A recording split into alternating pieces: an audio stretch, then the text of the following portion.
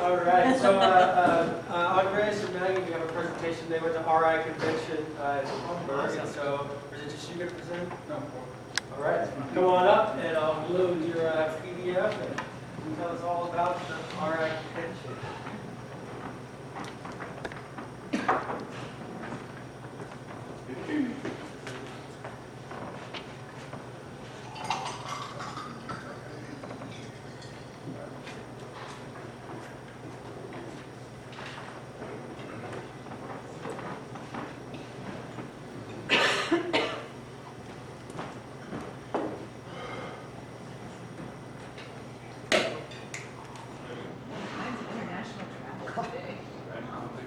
Okay.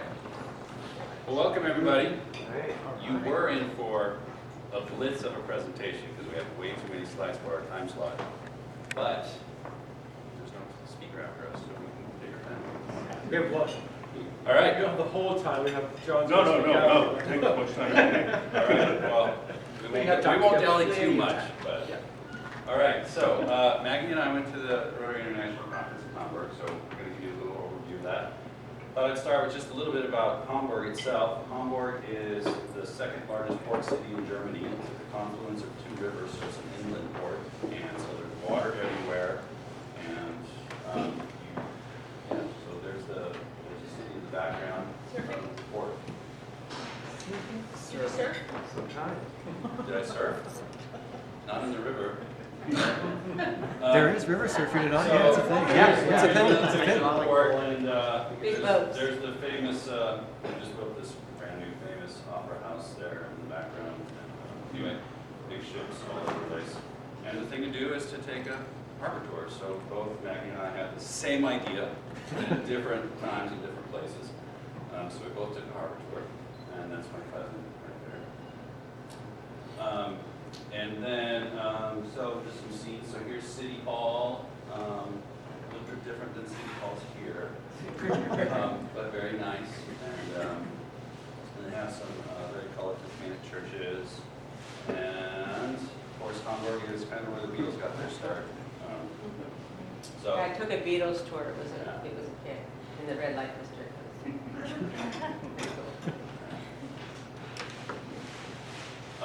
they have great public transportation. This is what a train station looks like in Germany. And that's my sister. We have a little family community there. Anyway, all right. And so just some daily life when it's sunny out, because it's often not. I like to go have a lunch outside near the water. And their local food that they eat a lot is currywurst, sausage, which is there in the picture. And then this is one of their farmers markets, and they do it under their light rail system, so they do it all year round, and it's kind of cool. It's a 1.5 miles long. So, Maggie? Oh yeah. When I was 15, I lived in Germany as an exchange student, and this was my first real crush back then when he was a little older, and so I got to see him there, and we both look exactly like we did in high school. He looks a lot older. But he came over from Kiel. It was where I lived. He came down on a Sunday, and we wandered. And everywhere we went, you know, there were people walking around with this on and carrying bags. And he's like, "You guys, yeah, there's a lot of people. There were like 27,000 of us there. So everywhere you went, there were people walking around with these things on. But it was nice to see him again and catch up. And, yep, that's one of the perks of being an exchange student is if you stay in touch with your families and friends, you know, 40 plus years later, 40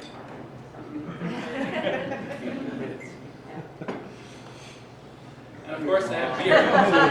That's one of his friends from back then.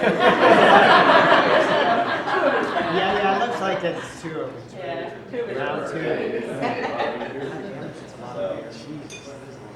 So to the conference a little bit then.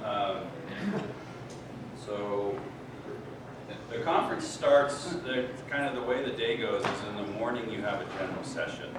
And this is a picture of the general session. The general session, they're trying to fit, there were 27,000 conference attendees. That's 2% of the Rotary membership is there.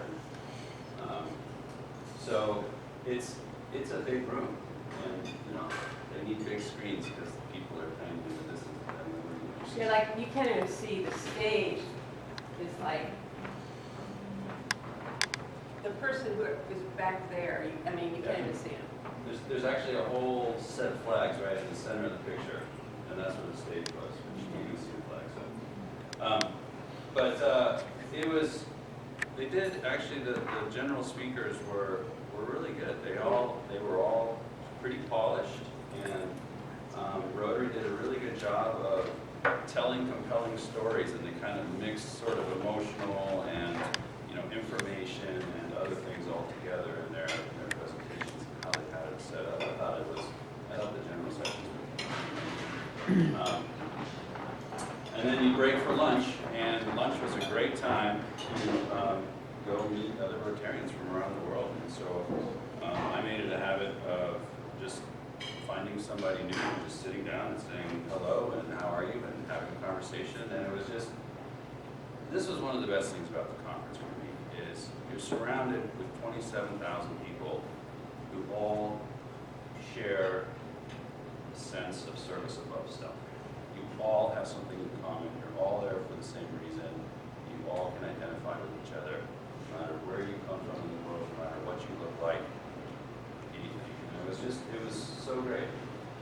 Yeah, I was kind of like thinking, okay, 27,000 people, that is like the size of Eureka population. And I just can't imagine spending 3 days in this area, walking around with all the people that live in Eureka. I mean, it was just like,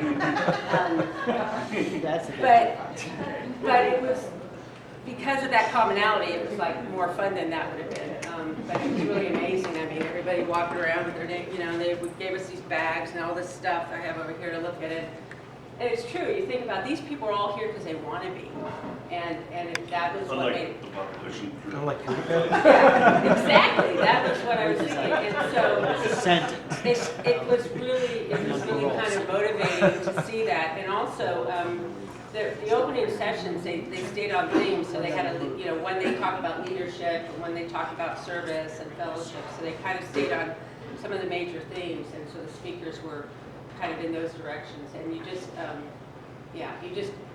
and the other thing I would say is, it's like you said, the most important thing is meeting the people, because they give you a booklet of all the different things you can go to, and you start looking at this, you go, okay, I'll go to that, and that, oh wait, those crossover, can't do that, okay. And then I was like, shiny object. I'd have this all planned out, what I was going to do, and oh wait, look at those people, and that a lot of my time was spent not necessarily being where I thought I would be in the book, but always being somewhere that I can meet somebody and have a conversation. So if you go to, I would say if you go to these, you learn that you can't do everything, and you can't even necessarily get what you want, but you find some time. You just might find that you get what you need, right? And that was really exciting to just kind of let go of it and say, okay, wherever I'm going to be, it's going to be the right place. And you meet some great people that way. So when you go to Hawaii this next year, think about it that way, because it's a zoo. I mean, it's really a zoo. And it's a fun zoo. There's no animals in cages, but it's a zoo. So then after lunch, they break into workshops, had a bunch of concurrent sessions, and had to pick and choose where you wanted to go. And you'll see some pictures of that later. So these are a couple of the guys that we met. This was at the district reception, and they were Rotaract from the Bahamas. And they were pretty interesting. The guy on the right started the Rotaract Club like a couple of years ago. So just an example of meeting people. And then, so they also have what's called the House of Friendship, and it's their vendor booth. And they actually had 2 halls. There's 2 of these. I didn't even know about the second one until the last day. That's how shiny object I was. I was like, oh, what's that? And so this is actually one of the great things about it too, because it's not just all the sessions and presentations, but here, I mean, they have every kind of, obviously they have people that are selling Rotary, you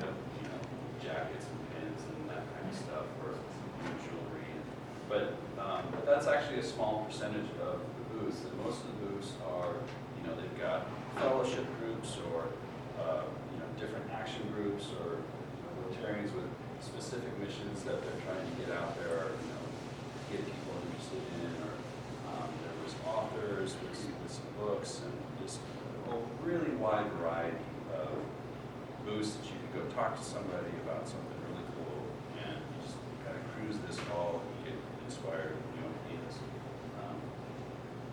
So the House of Measure is pretty neat. And then they also had entertainment too. Fun. All right, Maggie? Yeah, so this is what, when people ask, what's Rotary, and what do you say? This is the elevator speech, in a way. This is what they were really promoting as what our mission statement is, that we are basically people of action. And we want to create lasting change, not only, across the world in our communities, but also in ourselves. So that's kind of, that was what they were putting out. It really felt, rather than talking about, this, they're really talking about it in a way that makes sense to people who don't understand what Rotary is. And rather than saying, well, we're a bunch of people in businesses and like we hang out and we do projects. It's like, this is kind of cleaned up version. And Rather than the 1.2 million. Yeah. And they also, they struck this partnership with Toastmasters to realizing that Toastmasters are a bunch of people that get together, learn how to learn leadership skills, learn how to talk in public, learn how to do all these different things, but they don't have a place to do it. And here we are, a Rotary, where we do great stuff and could use people who have that training. So they're really rolling it out now, the partnership to focus on Rotaract and create training for people, for Rotaractors to learn those leadership skills. And it made me think that we should be going to the local Toastmasters groups, and there's a few around, I think, and invite them to join us because they're people who are interested in their careers and in being out there. And so giving them something to do, I think that was kind of that mixing it up. And they were saying, they were thinking that the focus was a little bit more on Rotaract, but it's for anybody and everybody. And it's not just the public speaking part. Apparently, they were also saying that some of the skills that they teach in terms of the leadership is how do you pitch a project, how do you organize it, how do you go out and get grant funding, and that kind of stuff. So project development kind of skills as well. Right, and so these are the priorities that they're looking at in terms of the next years and encouraging us to look at that, increasing our impact, expanding our reach, getting more engagement and adapting. There was a lot of talk about what, and I think Andreas is going to do a different presentation later on about how to really look at your club critically and how to improve on what you do and not just assume everything's hunky-dory, but look at your skills in terms of membership, involvement, engagement, retention, finding people, and just not assuming that everything you've been doing your whole life in Rotary is what it should be, that we always have to question, just because it works, is it still working? Does it still work for people, younger people, different people coming in? So, and there was a lot of Rotaractors there. They were really, President Barry, or now he's our past president, but he's a big Rotaractor supporter, and there was a lot of Rotaractors there. I think we should work, Honolulu should be easier, but we should really work hard to see if we can get some of our Rotaractors, support them in going to the convention. I also went to a workshop talking about how to get your stories into the Rotaract magazine, and I can share some of that, but and then they talked about some of the people of action kind of tools, and I think we have some more slides on that. And then all the different groups that he mentioned, the action groups, the fellowship groups. They had a lot of workshops on polio, where we're at with polio, and that we've been saying we're this close for a long time, and we really are, but we need to, they were like at that time, about $5 million short of the goal they needed to get the match, the 2-for-1 match from the Bill Gates Foundation. So there were workshops talking about that, and what they're seeing is some complacency in some countries that have don't have polio, like in Brazil, they found that they were reducing the vaccination rate because people were kind of like, oh, we don't have polio anymore. And so that it's important now to not be complacent, to continue to push and continue to vaccinate. So those are some of the things they had there. So they had a lot on sort of the people of action and branding, and there's actually a bunch of tools on the Rotary International website associated with this and talks. So this is just a picture of one of the slides, one of the presentations I went to. Just a couple of quick things that you can do to try to get your story out there. Again, it's not take a picture and post it, it's trying to tell an engaging story. That's really what all of these tools are trying to help you get across, is to present your story in a way that's compelling. So, these are things that we know in terms of posts to social media and that kind of stuff, but there are, and in the website, there's some talk about updating our website here. This is something that's really easy to do. They have, if you take a picture, they're encouraging you that anytime you're doing anything, to snap an unposed action picture of people actually doing stuff that they don't actually realize they're being photographed. And because those are more than posed pictures. And then you can take that picture, go to their website. They have a tool that basically overlays their branding image on there about people of action. You can pick different sort of action verbs, and then it's all kind of branded, and then you can post it. Post it to social media, you can post it to a website down the line. And it only takes a couple minutes to do this. And so, so that's a great tool, and to try to kick this off on Sunday, we're putting a challenge out there for everybody to bring their cell phones and take some pictures and use this tool. And we haven't figured out how we're going to judge or anything, but whoever has the best one, No judgment. we're going to give away 5 free raffle tickets. Okay? So come on Sunday, bring your phone, take some pictures, and try out this new tool. All right. So I can talk more about this because I know we're going to run out of time, but they plan 6 months out for Rotary Magazine, so they don't, they don't want photos of big checks. It works for local papers, but they don't want stuff like that. They don't want, it's got to have a why to it. It's got to be unique and provocative, and unusual. So they want something over above the norm. And I was thinking when we talked about stories to get in, it's like, I told a lot of people about our Final Fridays in terms of how to raise money for the foundation. And people were like, whoa, that's a great idea. And that's a great story because the history of how we started that and the idea that a certain member came up with to do that and how we've been carrying that through, that would be a good little story to have in there, and it would help other clubs. So that's something we could submit, and it might be put in there as a, and they usually come and get pictures, and they take a story. They often take their own pictures of things because of getting permissions and stuff. So you never know, but that could be. And if we wanted to put something in there about Taste of the Holidays, we should have submitted it last week. I mean, we do, or soon. So those are the things that, it's too late when you open the magazine and, it's got to be out soon. So I went to workshop on that. It was good. And I'll share some of that with Julie.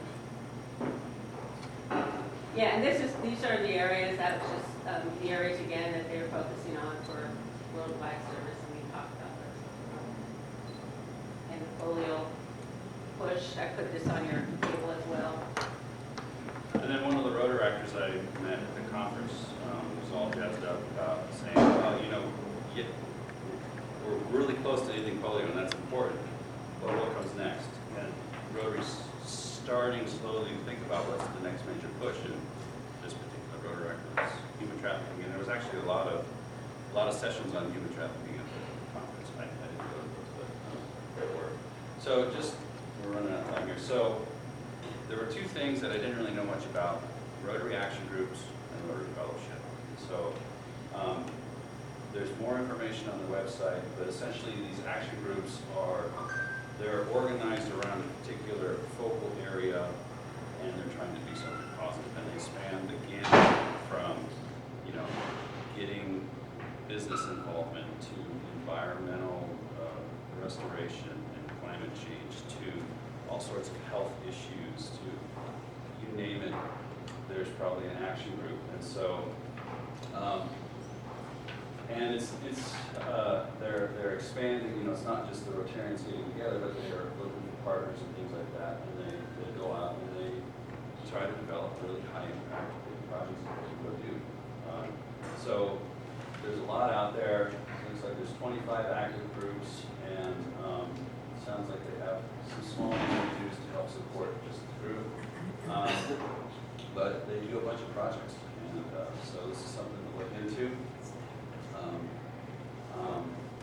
There's also fellowships, and these are for Rotarians, like our fellowship group, to get together and enjoy themselves and possibly have a social cause after, but it's more about the social engagement and the fellowship versus the action group, which is more about the project to getting stuff done. And so there's a bunch of these. This is one of them. There's a Rotary Means Business Fellowship, so it's a community of business leaders and trying to connect businesses, but there's other ones. There's the cycling group, there's the whiskey group, there's the wine group, there's the Those birding don't go group. together, actually. There's a birding group, there's all kinds of groups. There's a quilting group. There's a quilting group. Yeah. There's a beer drinking group. Yeah, there's a beer drinking group, and Got that. whoops. And there's also a surfer group, and they're planning a big event in Honolulu 2020. Okay, so That's it. Sure.